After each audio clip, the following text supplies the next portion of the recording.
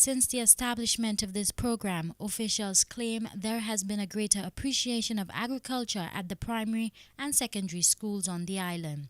Students have a better grasp of the scientific and entrepreneurial components of the agriculture sector, while understanding the importance of food security and nutrition for our people. Every time we add new members to our Staffy family, to us is a step forward, because that is more students benefiting, more persons gaining experience in agriculture, and hopefully that will translate to more farmers in the future.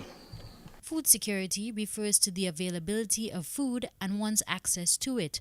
A household is considered food secure when its occupants do not live in hunger or fear of starvation. The initiative HOOPS is important to the Institute as it supports a few key areas in our development focus for St. Lucia, speaking specifically to food and nutrition security and supporting initiatives that promote it, as well as avenues for greater inclusion of youth in agriculture along the lines of agro-enterprise development, as well as stimulating young minds to see the connecting dots between themselves and the agri-food system. As humans, we interact and are affected by those systems, and it's always important to know them, to understand them, and to have a keen appreciation for them, because first thing every day, for sure, as living human beings, we need something to sustain our bodies. And that means food and agriculture is an irreplaceable aspect of our lives. There are 6 groups of nutrients. It is essential to consume a percentage of each nutrient every day for overall health. Without any of these nutrients, a person will be malnourished or undernourished. People take food for granted.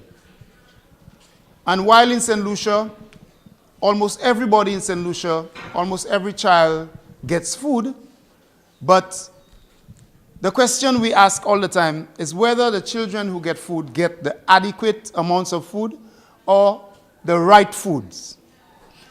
And we know of our problems in St. Lucia with obesity, we know of our problems with heart problems and diabetes, and so many other problems that force us to focus on good quality food. Students of the Marcher Combined School are excited to join the HOOPS program and have already begun small agricultural projects within the school's compound.